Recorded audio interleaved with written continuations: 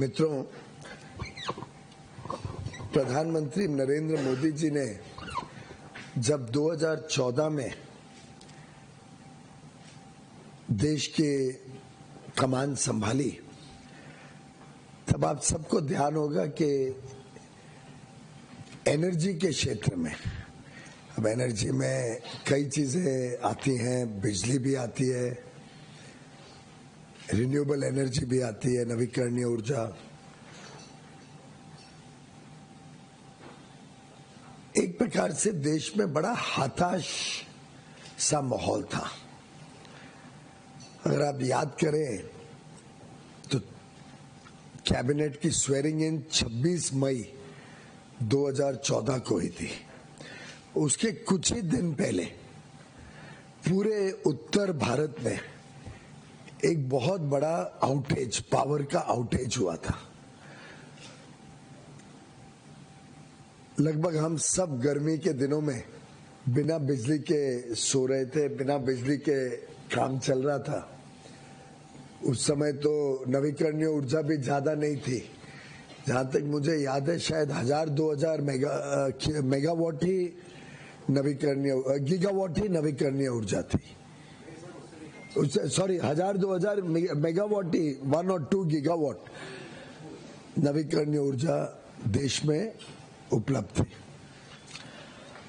ऐसी परिस्थिति में एक पत्रकार ने तो यह भी लिखा था, क्योंकि मुझे ऊर्जा का विभाग मिला, baptism by outage, considering the massive outage that the nation was going through.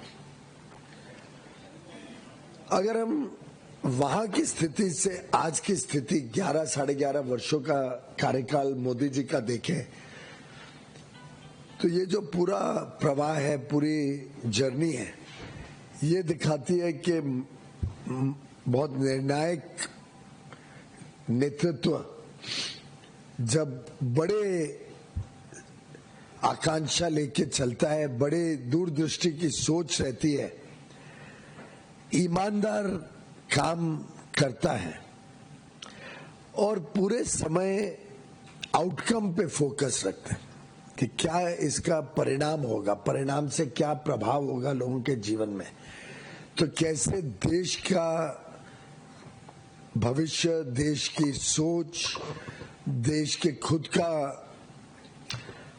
काम करने का ढंग बदल सकता है। अगर हम एनर्जी सेक्टर को देखें तो एक प्रकार से ये 11 वर्ष की जर्नी एनर्जी सेक्टर में मोदी जी के कार्यकाल में जो बड़े बड़े बदलाव हुए हैं, उस जर्नी का एक प्रतीक, प्रतिबिंब के रूप में भी देखा जा सकता है। आत्मनिर्भर भारत को बनाना, ये हमारी प्राथमिकता है। अब आप देखिए, कोल कहाँ 2014 में रोज आपके आर्टिकल्स आते थे, रोज टीवी पेपर में पढ़ने मिलता था, फलाने पावर प्लांट में कोल शॉर्टेज है, फलानी जगह पे बिजली घर बंद पड़ा है।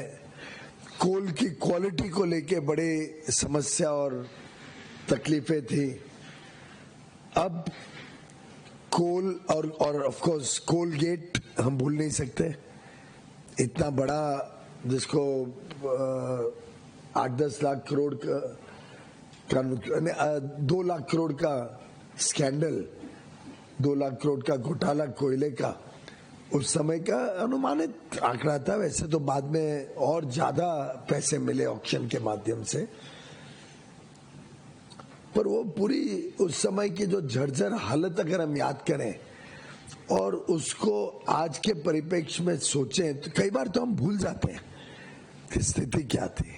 क्वालिटी, बड़े बड़े पत्थर आते थे कोयले में, बोल्डर्स, छोटे मोटे पत्थर भी नहीं, बोल्डर्स आते थे कोयले में। पावर प्लांट होते रहते थे कि पूरे के पूरे इतने बड़े पत्थर आ रहे हैं। क्वालिटी, अगर पेमेंट करनी पड़ती थी एक पर्टिकुलर ग्रेड की, उससे 4-4 ग्रेड नीचे स्लिपेज होती थी, पर कोई सुनवाई नहीं थी और पे करना पड़ता था। भ्रष्टाचार का पराकाष्ठा हमने कोलगेट में देखने को मिला।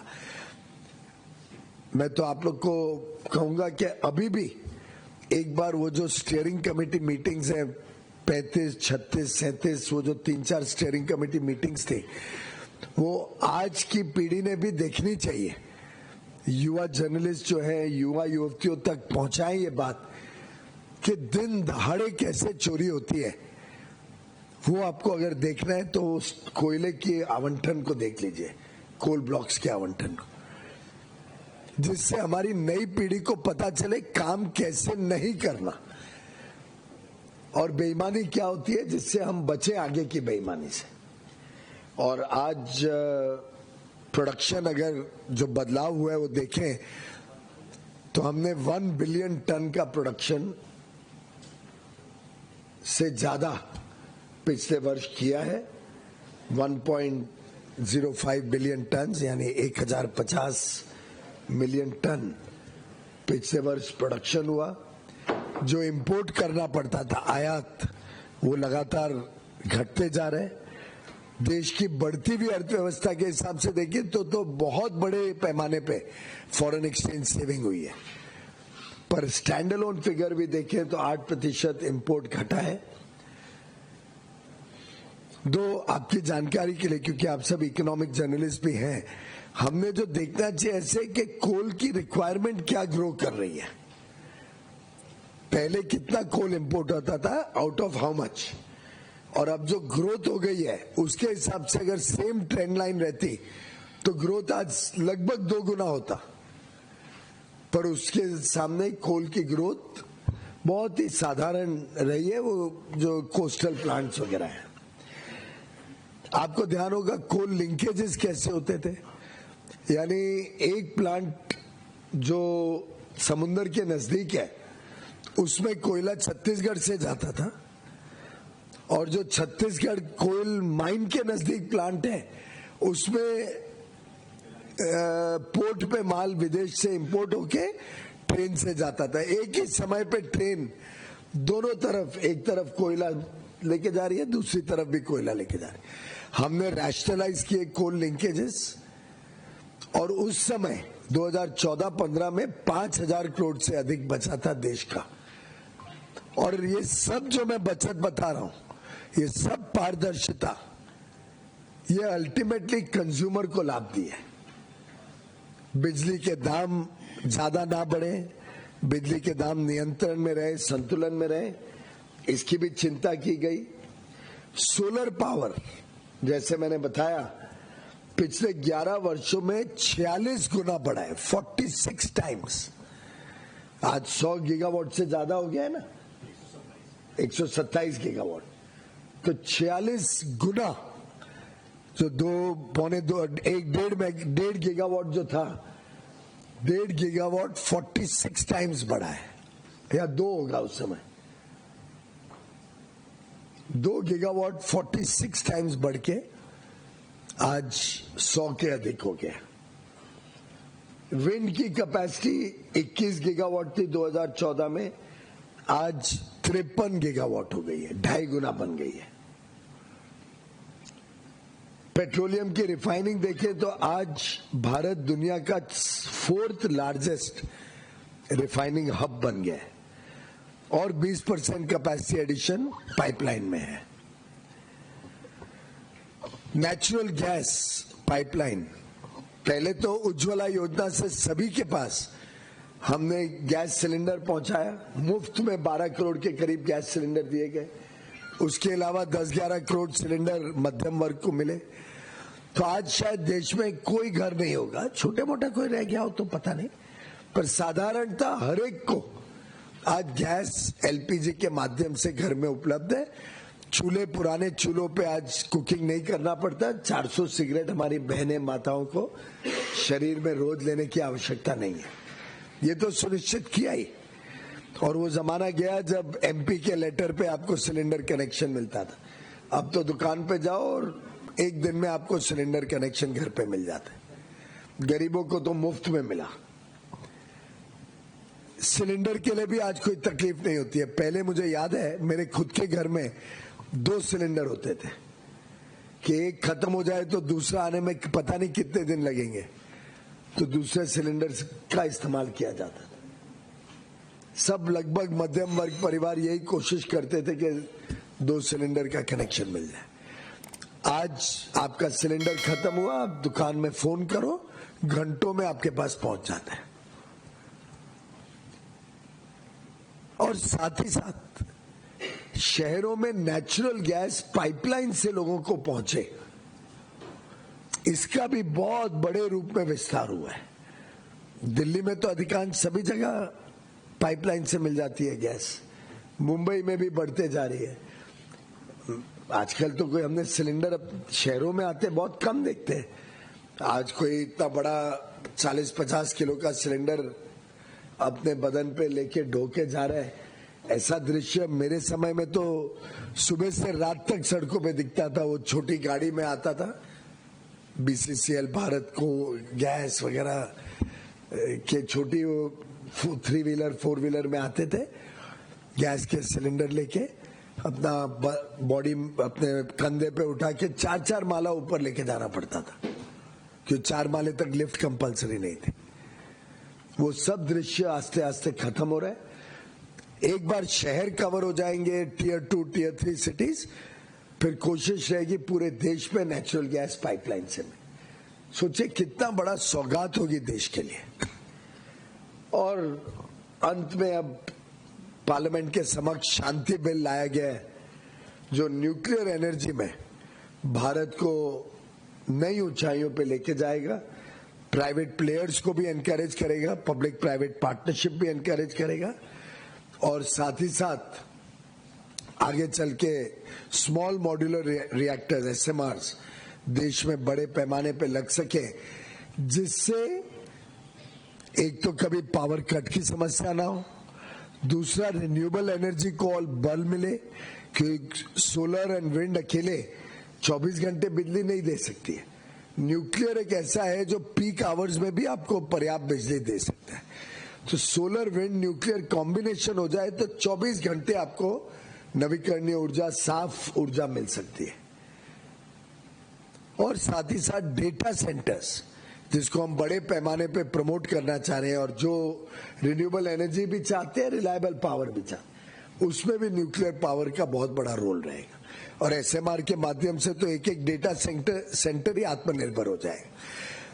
मैं इससे सब बता रहा हूं कि आपके ध्यान में आए कि ये मोदी जी की जो सोच है वो कैसे बहुमुखी सोच होती है, कॉम्प्रिहेंसिव थिंकिंग।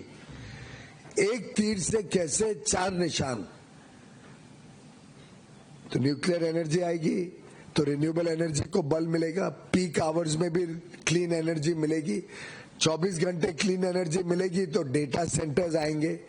डेटा सेंटर्स में बड़े पैमाने पे पावर रिक्वायरमेंट है, और सर्ज होता है पावर का, प्रोसेसिंग जब हो रही है, वो सर्ज न्यूक्लियर पावर अच्छे तरीके से हैंडल कर सकते हैं। नहीं तो सर्ज के कारण कई बार सामान्य जो हाउस होल्ड कनेक्शन या इंडस्ट्री कनेक्शन है उनको नुकसान हो सकता।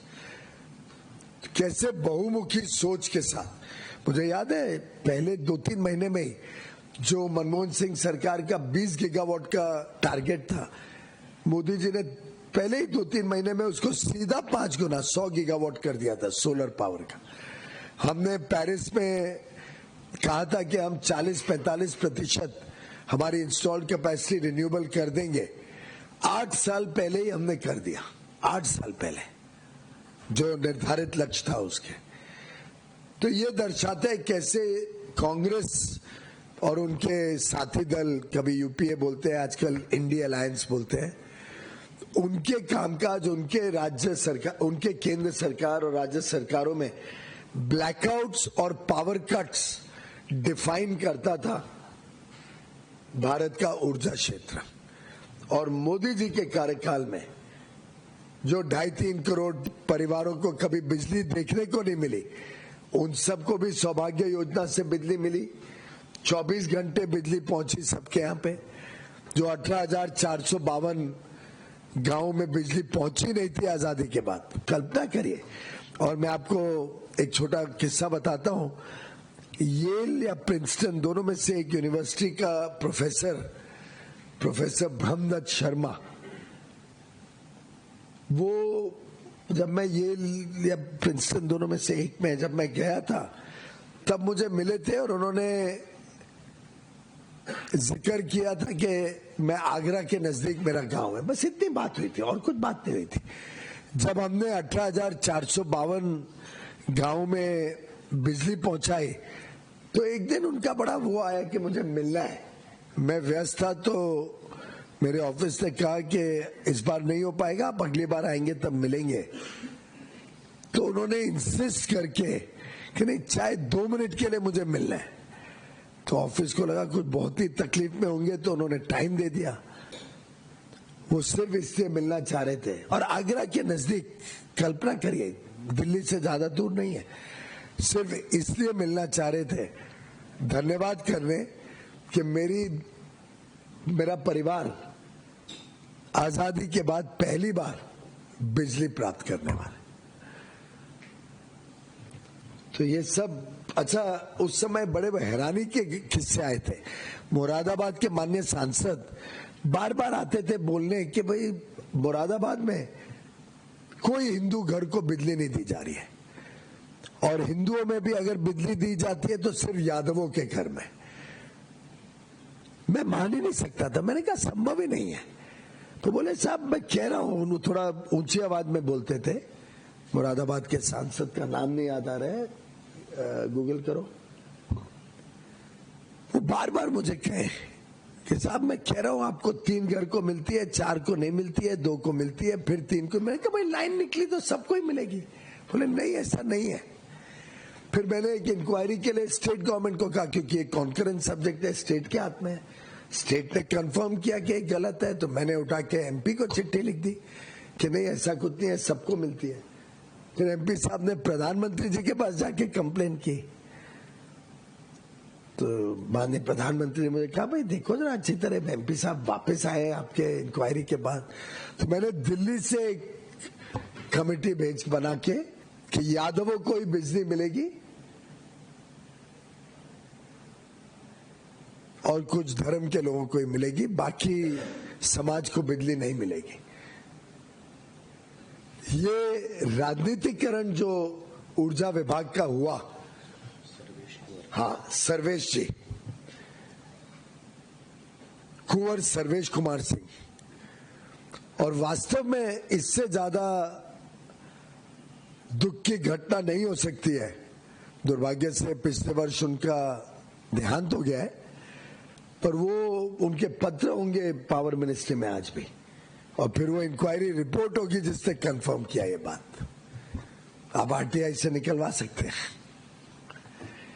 ये थी समाजवादी पार्टी की सरकार की सोच, कांग्रेस की सोच, उनके सब मिली भगत ही है ये सब, और मोदी जी की सोच के सबका साथ सबका विकास, हर एक गांव तक, हर एक घर तक बिजली पहुंचे, 2400 घंटे मिले, हर खेत में मिले। यहां तक कि कुछ गांव तो घने जंगलों में थे, 20-20 किलोमीटर लोगों को कंधे पे उठा के सामान ढोना पड़ता था वहां बिजली पहुंचाने के लिए। कुछ बड़े ऊंचे पहाड़ों पे गांव में बिजली पहुंचानी पड़ी।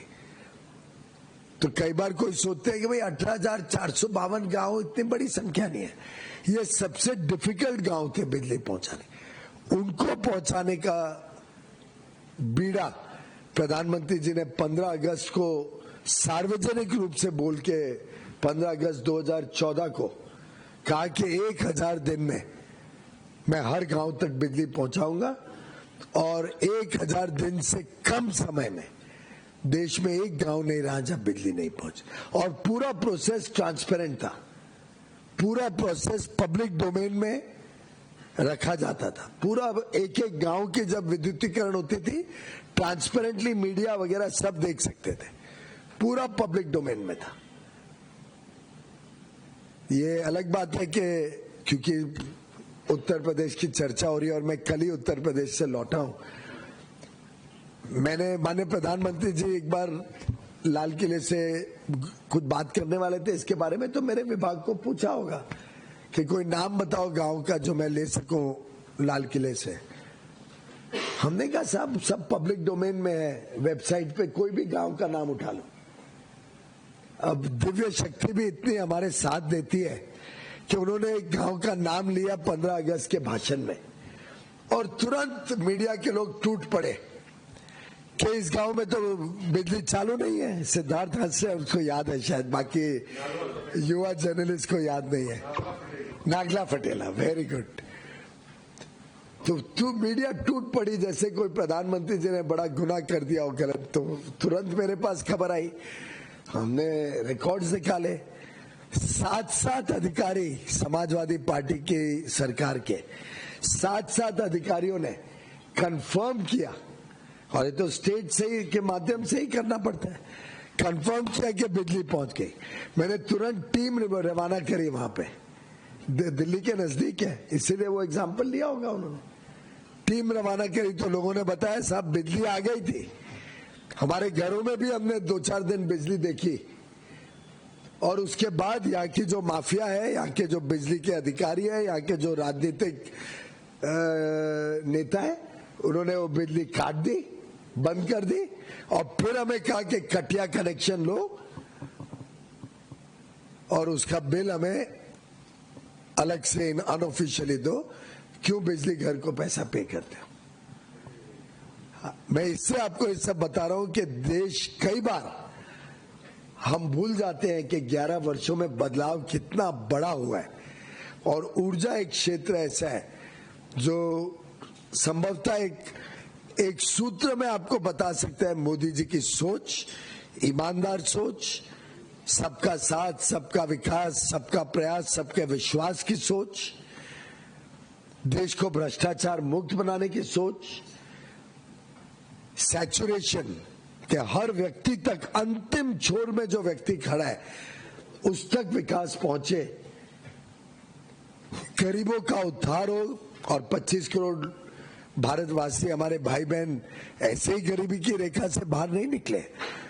बिजली, सड़क, पानी, घर,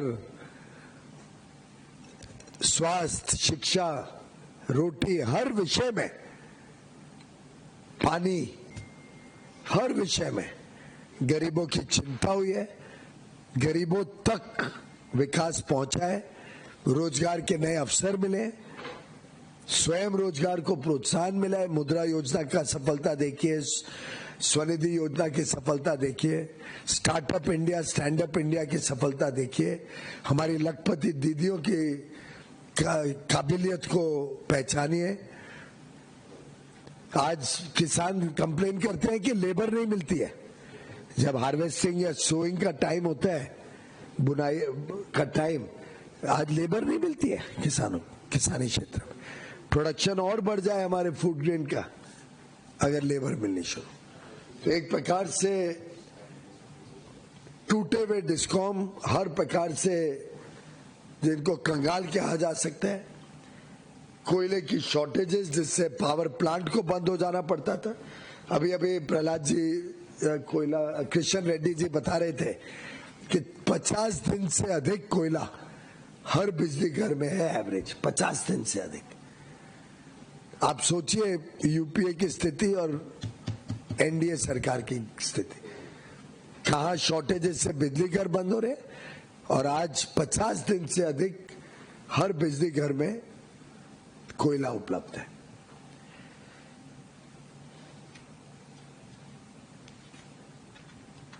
और ये सब तब हुआ जब बिजली और पेट्रोल डीजल की डिमांड लगातार बढ़ते जा रही है। आखिर आज $4 ट्रिलियन की इकोनॉमी, और 2-2.5 साल में हम विश्व की तीसरी सबसे बड़ी इकोनॉमी बन जाएंगे।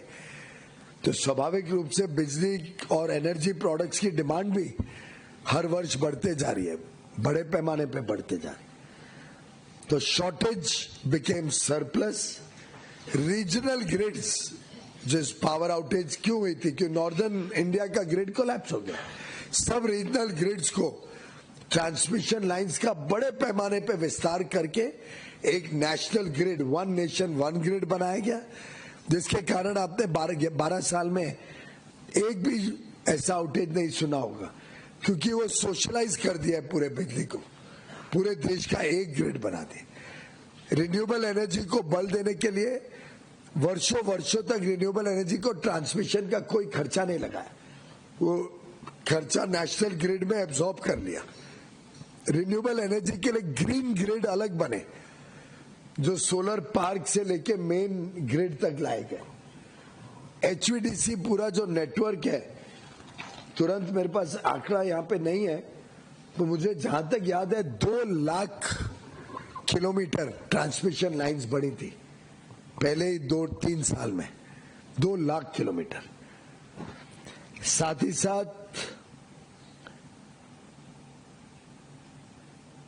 ट्रांसफॉर्मर कैपेसिटी, उस समय पे उदय योजना लाए थे। उदय योजना से एक बहुमुखी कॉम्प्रिहेंसिव रिफॉर्म ऊर्जा क्षेत्र का किया गया, उसी में से डिस्कॉम्स को स्ट्रेंथन किया गया, डिस्कॉम्स को डेट मुक्त किया गया जिन जिन राज्यों ने माना, और जहां तक मुझे याद है सब राज्यों ने स्वीकार किया था उदय, क्योंकि वो केंद्र सरकार की योजना राज्यों के हित में थी और बड़े पैमाने पे राज्यों ने उसका लाभ लिया। हरियाणा सबसे बेस्ट परफॉर्मर था उस समय, और उसके बाद Haryana never look back. Haryana की power situation is one of the best, Gujarat की तरह बन गई है।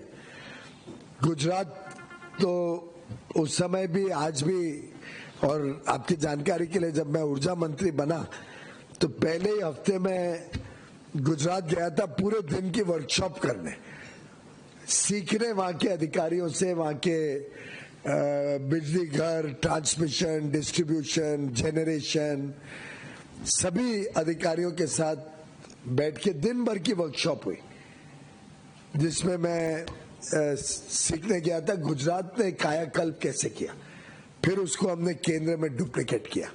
कई बार लोग कहते थे ना गुजरात मॉडल केंद्र में नहीं चलेगा, वो Gujarat model of development he power sector में और एनर्जी सेक्टर में इस देश को नई ऊंचाइयों पे लेके गए। तो ये है एनडीए की 12 वर्ष की गाथा, surplus generation, grid integration and a global leader in renewable energy. और ये ट्रांसफॉर्मेशन एक्सीडेंट नहीं है, सोची समझी रणनीति, it's driven by a clear vision and continuous hard work. Day and night, this has been a focus area, from power scarcity to power security, and now sustainability. That is the ethos of the Modi government. Our transformation in the power sector has at its core 5 pillars. 1, universal access. Saubhagya Yojana took power to every home. 2, Ujala Yojana, energy efficiency. Almost 500 crore LED bulbs were sold under Ujala. Then after that the private sales took over. Cost of LED bulbs became almost 90% less. 100 रुपए की चीज, मतलब 500-600 की चीज 40 रुपए में मिलने लग गई। जो बल्ब 6 महीने चलता था 5-6 साल चलता है। जो बिजली इनकैंडेसेंट बल्ब देता था उससे कई गुना ज्यादा लुमिनेशन एलईडी बल्ब्स देते हैं। उससे कार्बन एमिशन भी कम हुआ।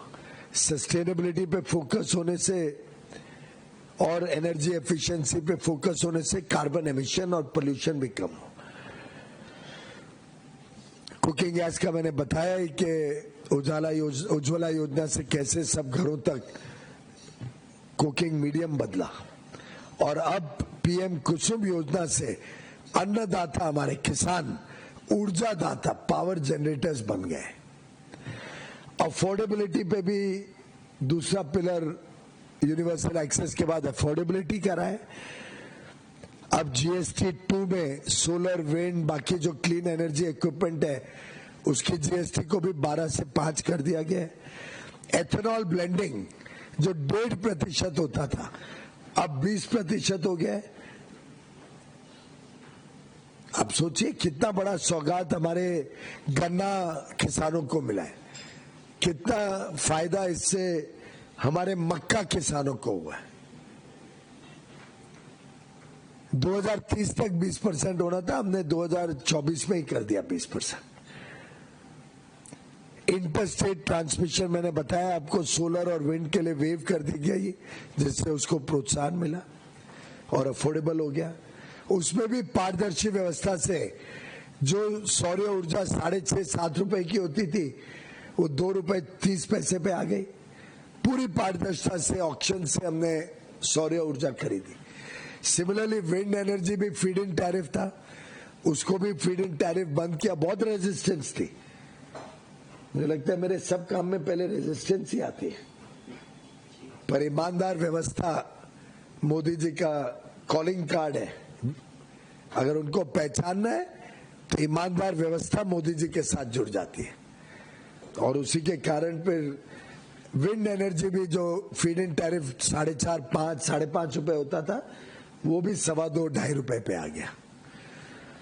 फिर अवेलेबिलिटी, पावर शॉर्टेजेस कहाँ 2013 में रोजमर्रा की समस्या थी, आज पावर शॉर्टेज ना के बराबर है। टेक्निकल शॉर्टेज है 0.1%। कभी कभी आज सुबह भी जैसे कुछ 8-10 सेकंड के लिए बिजली गई थी, 8-10 सेकंड्स, तो एक टेक्निकल शॉर्टेज है, कभी ट्रिप हो जाता है ट्रांसफॉर्मर या कुछ। एक यूनिफाइड ग्रिड सिस्टम मैंने बताया, पूरे all India one nation one grid बनाया गया। फाइनेंशियल वायबिलिटी पीएम उदय के माध्यम से जो 1.5 लाख करोड़ के ड्यूज थे डिस्कॉम्स के, उसको घटा के 6,500 करोड़ पे ले आए 2025 में। सस्टेनेबिलिटी और ग्लोबल रिस्पॉन्सिबिलिटी पे बल दिया गया। हम पहला देश है G20 में से, फर्स्ट G20 कंट्री जिसने हमारे पेरिस एग्रीमेंट के सब गोल्स अचीव किए। ये हमारी प्रतिबद्धता है पर्यावरण के प्रति। और आज 50% installed power capacity comes from non fossil fuels, much ahead of our 2030 target. Friends, as we approach 100 years, Viksit Bharat 2047, our strategy is to address the problems of the future. One, the National Green Hydrogen Mission, with a target of 5 million metric tons per year production by 2030, will further reduce import of fossil fuel by about 1 lakh crore rupees. Similarly, PM Surya Ghar Yojana, through which rooftop solar panels are being encouraged, we already have 20 lakh installations in place. As Prime Minister Modi said, to strengthen India's energy sector, the government is empowering the public, common man. And third,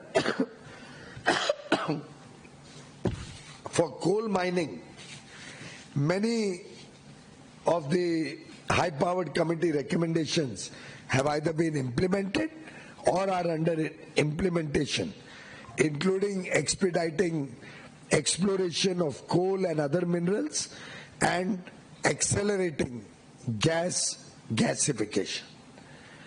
As we march towards Viksit Bharat 2047, we are confident India's energy sector will be seen as a global case study in managing speed, scale, and sustainability together. Thank you very much. That was a very comprehensive briefing. I don't think there is much left, but we'll take your questions for.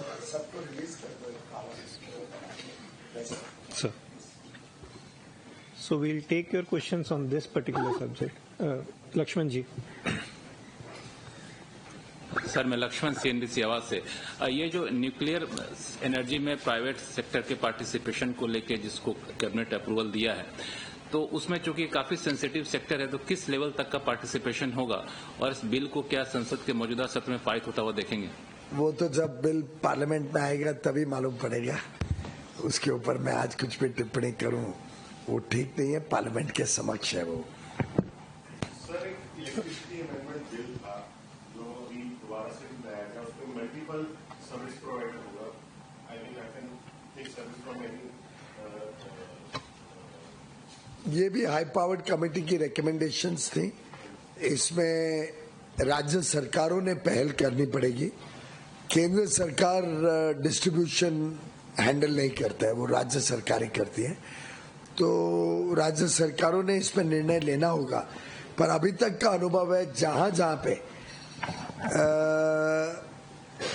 Distribution का काम या तो public private partnership में किया गया है या independent किया गया फ्रॉम द स्टेट डिस्कॉम, तो वहां पे बिजली की चोरी कम हुई है, बिजली के बिल कम हुए और 24 घंटे बिजली की उपलब्धता हुई है. कई बार कुछ लोग मोहित हो जाते हैं, बिजली सस्ती रखते रखते वो ये हालत कर देते हैं कि बिजली मिलनी बंद हो जाती.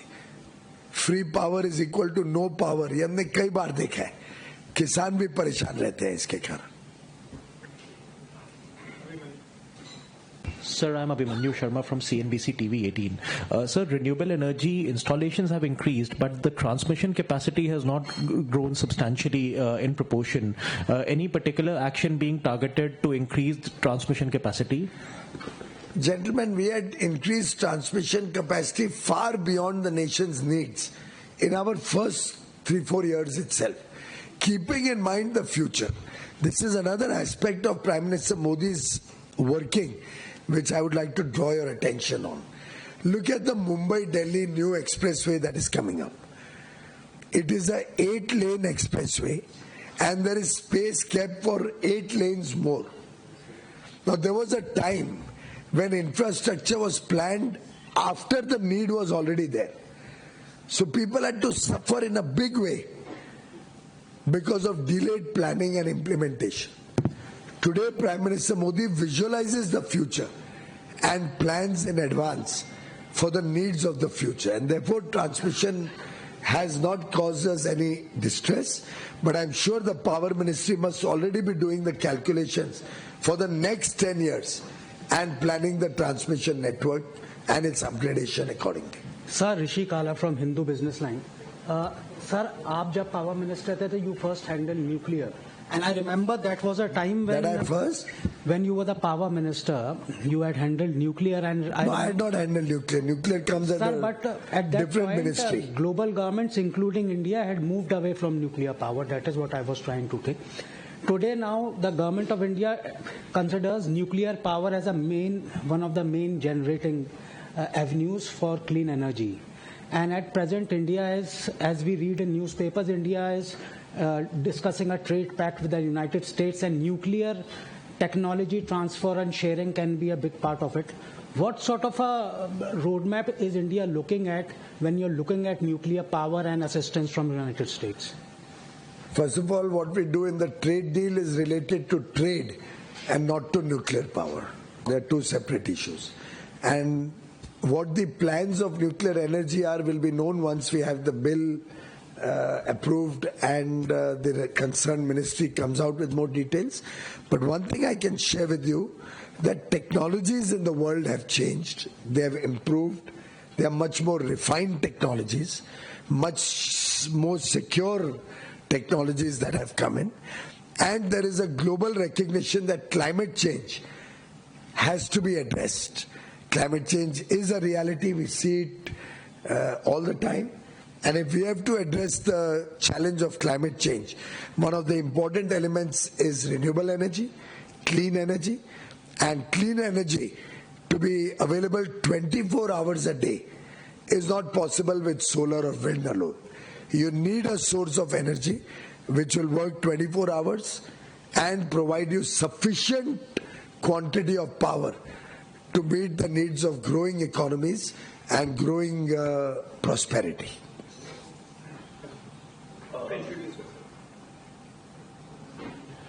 Sir, my name is Shaptaparna Ghosh from The Hindu. wanted to ask about what is the coal-fired power capacity addition that we are looking for 2035 and 47, and considering that the coal ministry has said that we're looking at a 6 to 7% and CAGR of production until 2030 to reach 1.5 billion tons. So how confident are we that the scale would be matching up both in terms of capacity addition and all? Capacity addition will be as required to meet the needs of the people of India. We cannot allow the people to be deprived of adequate power. Having said that, coal production will also help us reduce imports further. We have already reduced imports, as I said, in a big way.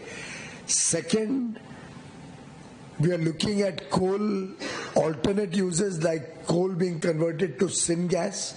Syn is SYN, synthetic gas, just to be clear. And we must recognize that we are a developing nation. We need transition time, and we need low-cost energy to be able to meet the growing needs of a large nation and the needs of our industrial growth, our prosperity to the common man. And therefore, the world also appreciates and recognizes that less developed countries and developing nations will take a longer highway to achieve net zero. And therefore, India will take a pragmatic view to keep our energy costs low while simultaneously working towards a clean energy framework. For 2047, do we have any specific target? I wouldn't have that target with me here. The ministry will, of course, be able to give it. Last two questions. Hi, Manoj sir. ji, just a moment. Manoj ji. Thank you, sir. Manoj from Reuters.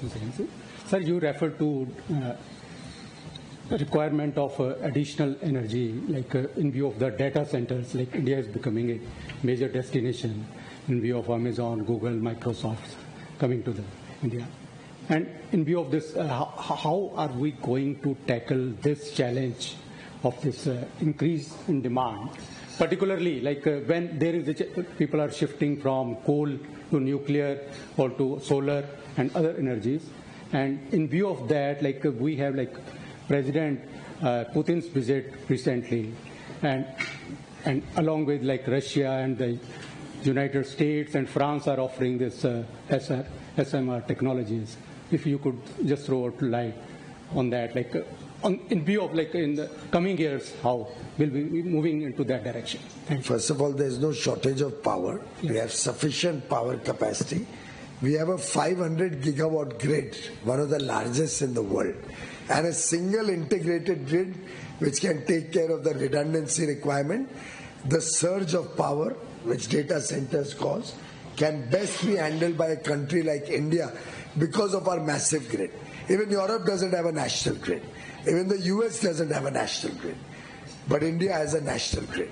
So we are a preferred destination for data centers. And as we are planning the growth in the years to come, there'll be sufficient power available to make sure we can meet the needs of our people, our farmers, our industry, and our commercial establishments, including data centers and GCCs. One small correction I'd like to do. The distribution companies' debt I had not said. Generating companies' legacy dues, which were 1.4 lakh crores about 4 years ago, have reduced to 6,500 crores. That is a drastic reduction in the generating companies' dues. And as far as thermal power, since you raised that issue, the projected thermal power requirement in 2035 is expected to grow to 307 gigawatt. In the current year, the last year, FY25, 7.2 gigawatt was commissioned. And contracts awarded last year were of 26.3 gigawatt. Current year so far, 13.3 gigawatt contracts have been awarded. So you can see the speed with which we are growing our capacity to meet the needs of India and all Indians. Kriti. Thank you. Take the mic. Introduce yourself. Good morning, sir. Kriti Ambe from Informist Media. You mentioned that the Shanti Bill entails private sector's participation in the nuclear energy sector. Since DPIIT comes under you, I just wanted to understand if you would also like to consider liberalization of the sector. I did not mention that what Shanti Bill involves or doesn't involve. That was the question. That is not my answer. I had only said that whatever is there in the Shanti Bill, once it is passed by Parliament, then we can discuss. You are repeating the question. Don't put the question in my mouth.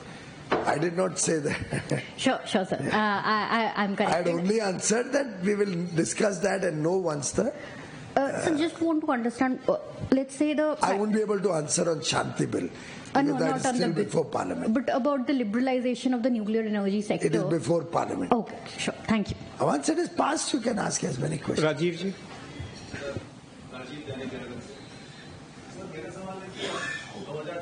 लेकर अब तक आप जब power minister बने तो गांव में भी बिजली पहुंच गई, डिस्कॉम भी, एटीएनसी लॉस भी हमारा काफी कम हो गया और ट्रांसमिशन लाइन भी बिछ गया, तो पावर की स्थिति काफी अच्छी हो गई, जो ब्लैकआउट होता था और ये सब। लेकिन सर उस समय भी आप जब थे तो एक टारगेट रखा गया था कि क्वालिटी पावर एंड पावर का जो प्राइस है वो कम करने की बात हुई, जो अभी भी हमारा जो खास करके इंडस्ट्री है वो एट पार नहीं है, जैसे चाइना में, वियतनाम में, इंडोनेशिया, वहां पावर कॉस्ट कम है और हमारे यहाँ आज भी उसके मुकाबले पावर कॉस्ट ज्यादा है। तो वो कम्पिटिटिवनेस लाने के लिए और पावर, क्वालिटी पावर, जो क्वालिटी विदाउट, जो आप मुंबई बोलते थे कि मुंबई में कभी बिजली नहीं जाती है और हम पूरे इंडिया को मुंबई बनाएंगे लाइक दैट, तो वो क्वालिटी पावर अभी भी सर टीयर 2 टीयर 3 में नहीं है। नंबर 1, नंबर 2 की कॉस्ट जो है, चाहे वो सब्सिडी की वजह से हो चाहे जिस कारण से हो, लेकिन कॉस्ट भी रिड्यूस इतना नहीं हो पा रहा है कमर्शियल एटलीस्ट। पहली बात तो मुझे नहीं लगता कि भारत की पावर कॉस्ट आज के दिन बाकी पीयर देशों से ज्यादा है, थोड़ी बहुत कम ज्यादा हो सकती है बट लगभग लेवल पे है। इंडस्ट्री के लिए हर एक राज्य अपनी अपनी पॉलिसी निकालते हैं और पावर प्राइस निर्धारित करता है। कमर्शियल एस्टैब्लिशमेंट्स के लिए स्वाभाविकता थोड़ा ज्यादा होती है क्रॉस सब्सिडी के कारण। तो हर राज्य के पास एक रेगुलेटरी कमीशन है जो इनकी एडवाइस पे स्टेट गवर्नमेंट तय करता है, उसमें केंद्र सरकार का कोई दखल अंदाज नहीं।